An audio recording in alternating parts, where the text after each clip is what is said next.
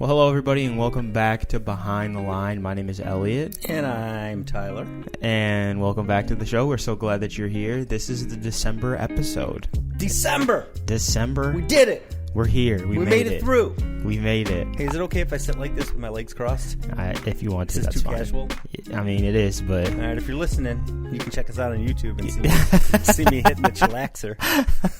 It's a casual position for a casual podcast. We keep things casual here.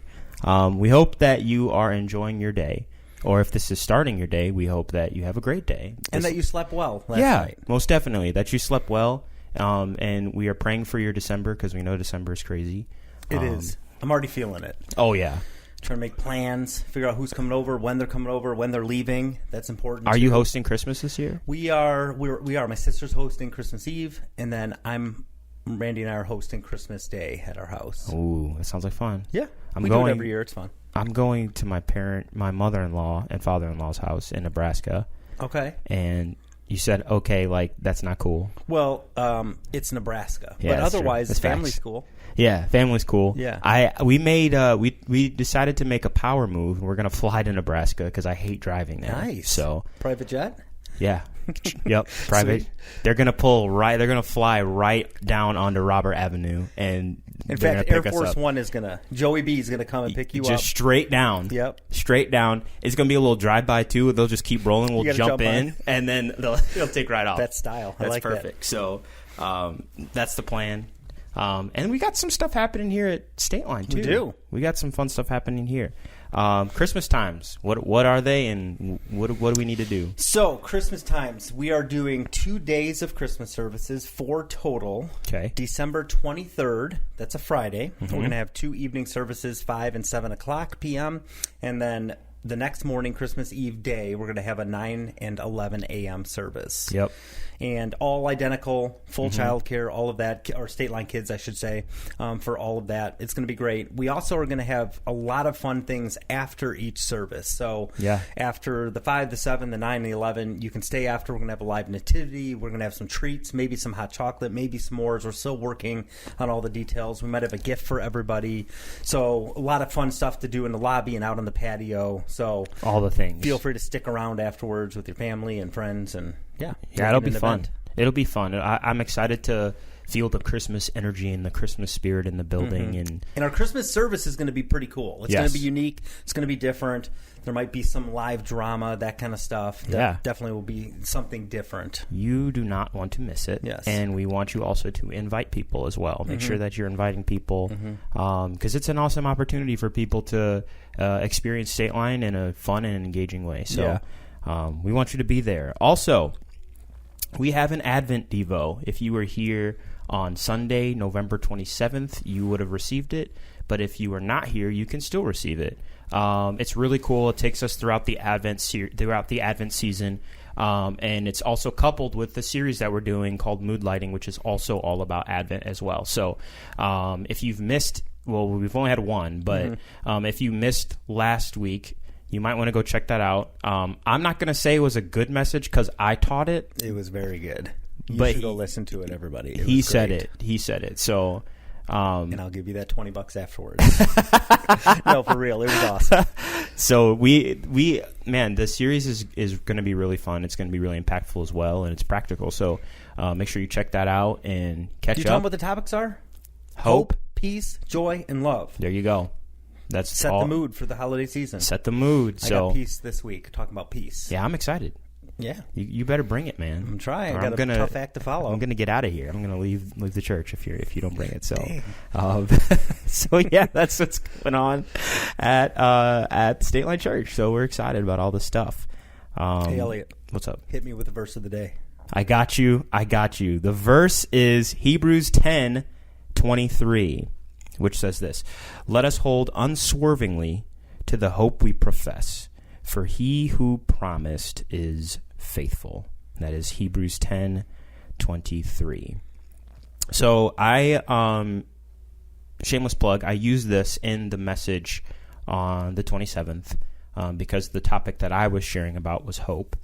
And that word, I'm be honest, that word unswervingly is fun to say. It is. But unswervingly. It's fun to say, but also is very powerful within the context of the verse. And it's the idea of like not letting go, not wavering from the hope that you have in Jesus Christ.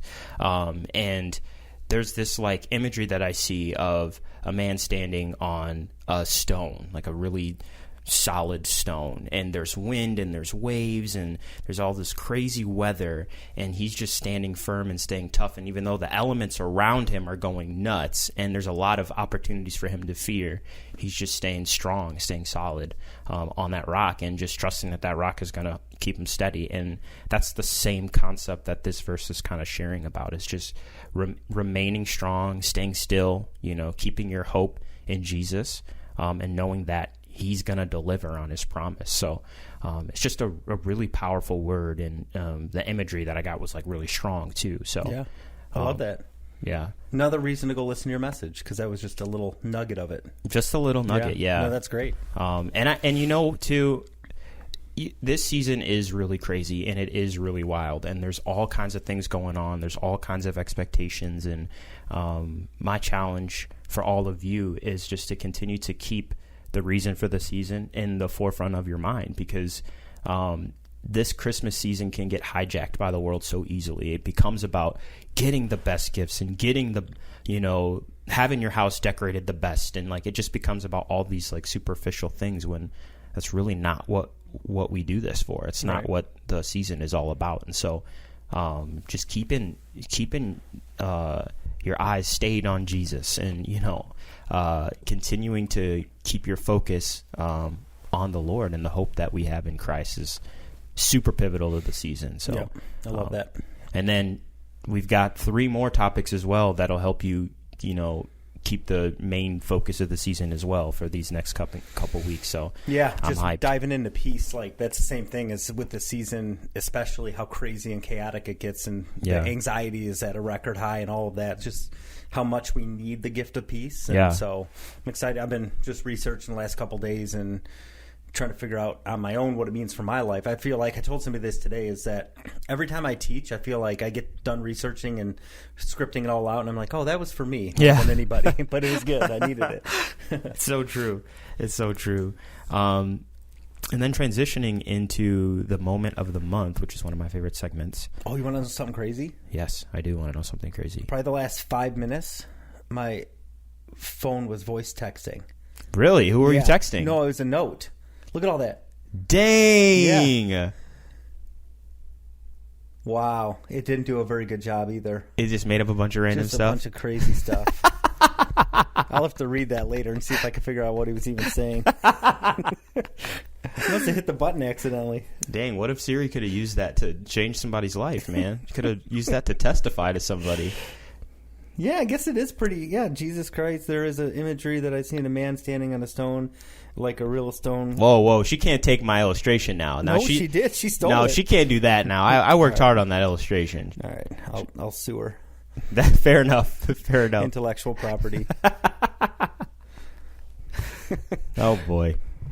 All right. We were talking about moment of the month. That's what we were talking about. All right, I got one. What's yours? So, Rooted celebration. So we've talked about Rooted before, I think, on here, but just the last week we end it with a celebration for everybody to get together, have dinner, and worship and share about what Jesus did through this process. And it's just always really cool for me we do the cardboard testimonies where people have a piece of cardboard that says who they were coming into Rooted, and they turn it and say who they are now through this Rooted process.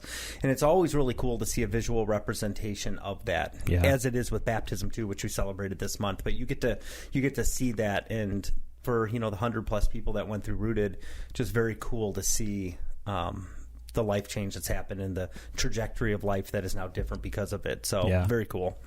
Yeah, I got an opportunity this past Rooted season to lead students. The last season I led adults, and so it was interesting. It was similar stuff, similar content, just kind of catered towards students, but to see the same like general idea of life change happen in students. And sometimes you think, man, they're not they don't care. Like, they're not going to get anything out of this. They're kids. But, man, the amount of, like, breakthrough and you know, the conversations, the depth of the conversations was just unbelievable. So, yeah. And then to have it, to be in the room as well with adults and to see adults see the students and, like, that just capital C all day right there. For sure. And, you know, and it's really cool to be able to say, like, I'm a part of a church that practices that capital C, and, you know, it's just cool. So definitely that was awesome. If you haven't done Rooted yet,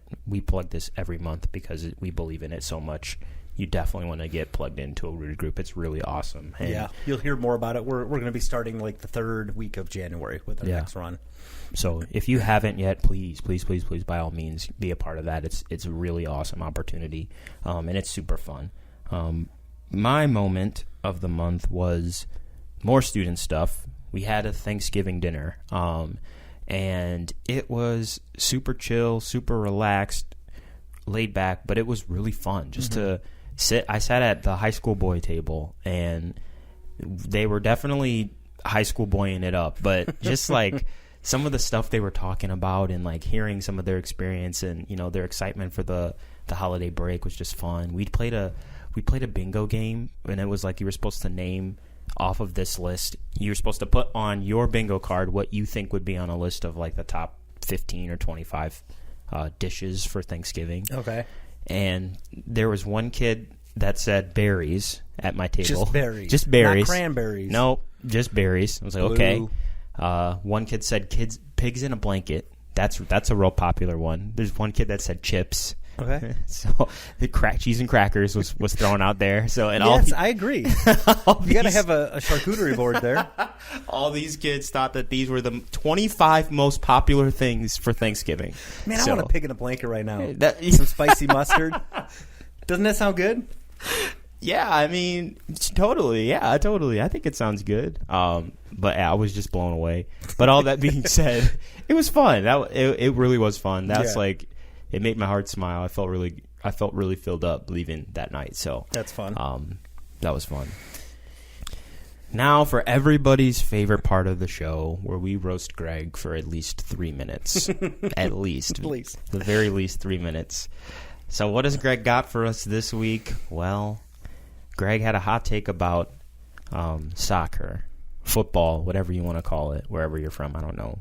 But we don't discriminate whether you call it soccer or football. We call it soccer. we call it soccer, but I don't know. I might be going over converting to the football side. Maybe. Okay, that's fine. So then, whenever you're talking about actual football, I'll say American football. Oh my gosh, that's gonna make me so mad every time you say it. I mean, I don't know. I primarily watch the real football, so I guess American football will do. That'll be okay. Yeah. But anyway, what did Greg do? What did he say? So this will be maybe a common thought with a lot of people listening, because America, it's not the most popular sport by any stretch, but he just went on and on about how it's a terrible sport. And then he went on to tell us all the things he would do to improve the sport. And I look up and I'm like, but Greg, I don't think anybody's looking for you to improve this sport. It is the most popular sport in the world. He's got all these things he would do to fix it, and I'm like, but it's not broke, right? He's like, make the goals bigger because people have grown over time. That was make the goals bigger because people are bigger now. That's what he said. When they invented it, people were only 5 feet tall, he said. And then, this is all in staff meeting, and then he said he would eliminate offsides. Yeah, too, which would make the game utter chaos. It would just be chaos. Cherry picking, and it would not be fun to watch. Double the size of the goals because people are bigger now, and no, it would be like 60 to 50 or something. It would be the scores. It would be crazy. But yeah. I just love the idea of Greg trying to improve on something that everybody in the world loves, except for maybe us in America. It's pure Greg. It really is pure Greg. And then when we were watching the game at Baker Street, he just is yelling out the most random, score, come on, go, move. I'm like, the amount of times he said, well, just kick it. Just kick it. Can you imagine him being a soccer coach? You got to kick it more out there. That was something. Yep. Okay. You tried it. I'm like, man, this is. He said, kick it at the goal so many times. You got to kick it at the goal. Oh my gosh, man. So that's Greg for that's your moment of the month. I hope you enjoyed that as much as we did, because I just got to start like wearing a GoPro and just record at all times. I mean, I'm with him. It's not my favorite thing to watch, but it's just funny that he wants to improve on it. Right. Oh man. So I like the sport a lot. I got into it recently. My brothers-in-law watch it religiously, but they also played in high school and decided not to play in college.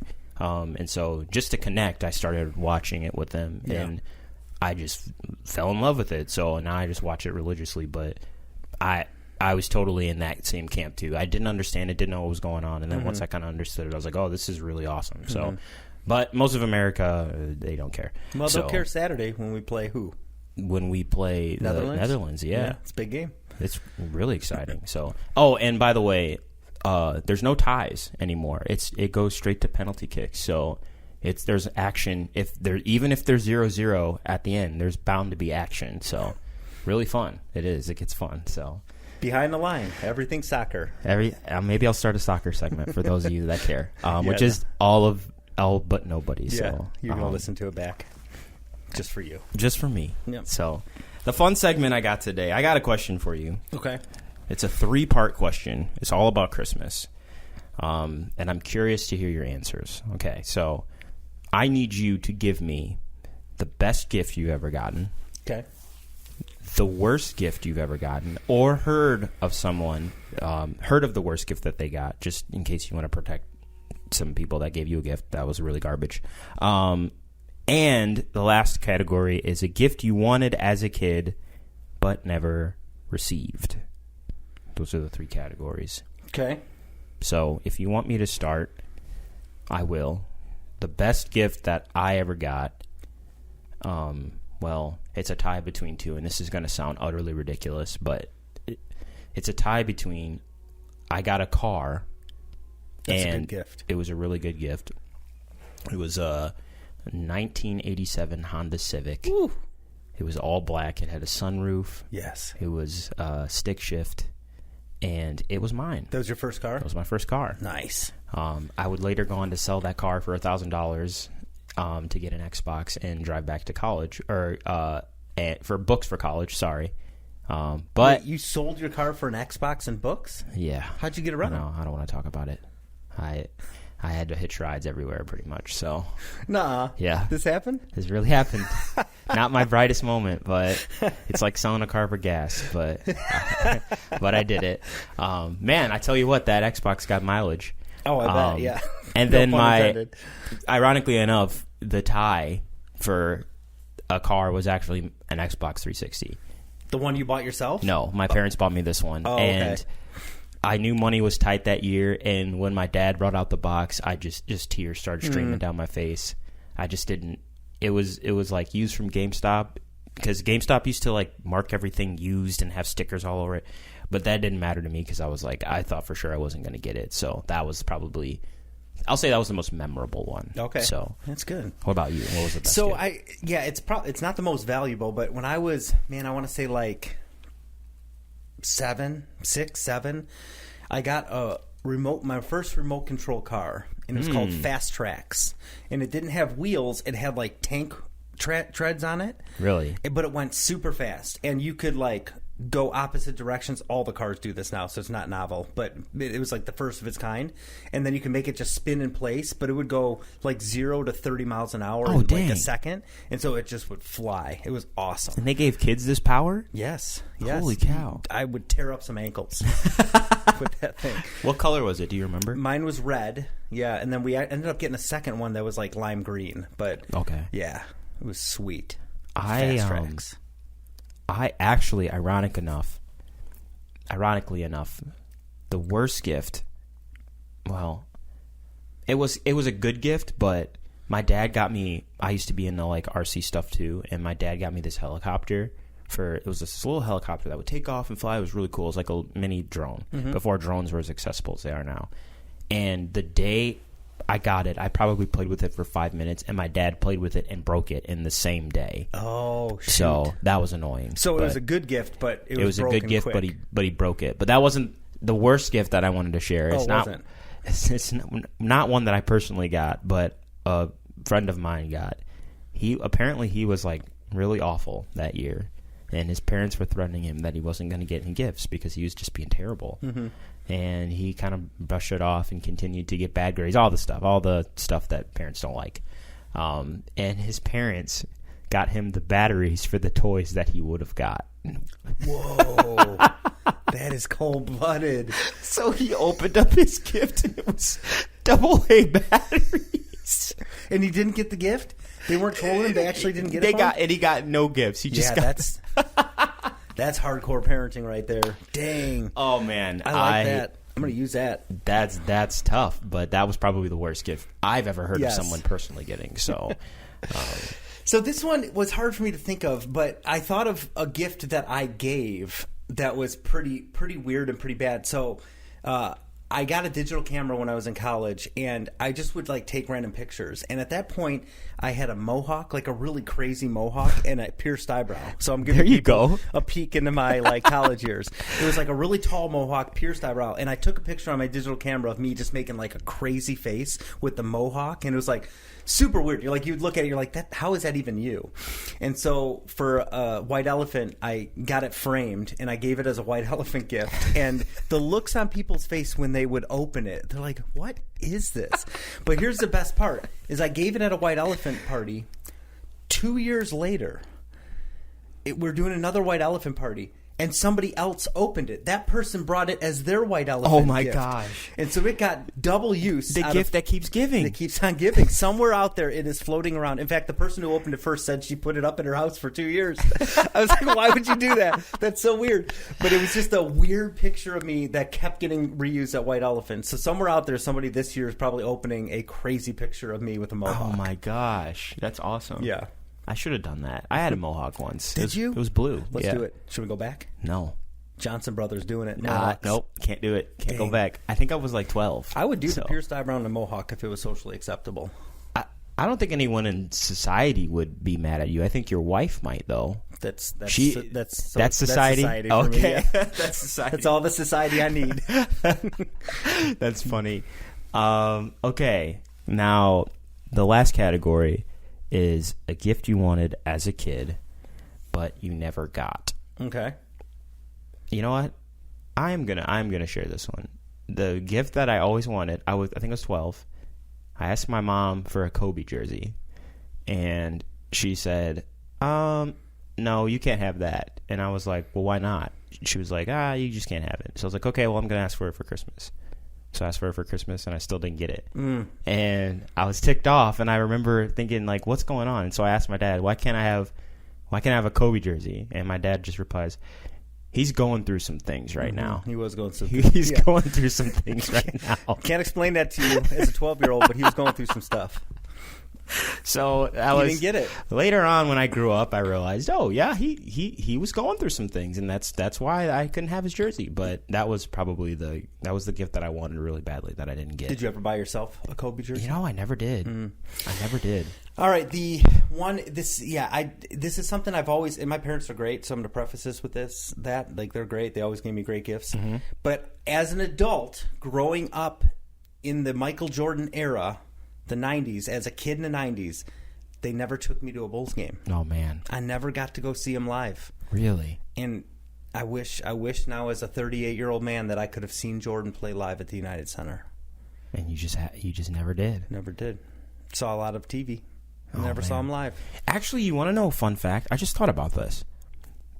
My dad never took me to a Bulls. I took my dad to a Bulls game before my dad took me to a Bulls game. Really? Yes.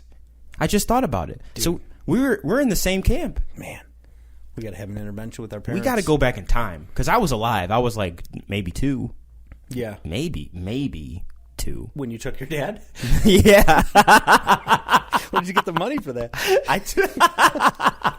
I was selling formula, man. You got to get it somewhere. You got to get it how you can get it, man. No, I as an adult I took him. So that's good. Maybe we should have a sit down together with our dads. I took my kids already, so just in case. Yeah, just in case, so that they don't end up on a church podcast talking about how their dad never took them to a Bulls game. Exactly. Oh man, what a great episode! What a great episode. Well, I hope that you get everything and more that you want for Christmas, and if you don't, I hope you're still grateful for it because your parents worked hard no matter what age they are. So I hope you get your things. I don't know. What are we talking about here? Yeah, there's not 11 and 12-year-olds listening to this podcast. No matter how old. So there's a lot of 95-year-olds out there working hard, grinding. They're still getting gifts for their 65-year-old children. Yeah. Just be thankful for what you get this season, man. And enjoy the holiday season with your friends and your family, your loved ones, all that. So hey. We'll see you next year. We'll see. Oh, yeah. We'll see you next year. I forgot that this comes out on the 1st of every year or of every month. And that's January 1st. So, man, that just scrambled my brain a little bit. Holy cow. You lost time for a second. I did. I was thinking about going back in time, and now we're going forward in time. And, oh, man. So, anyway. Thanks. See you later. Bye.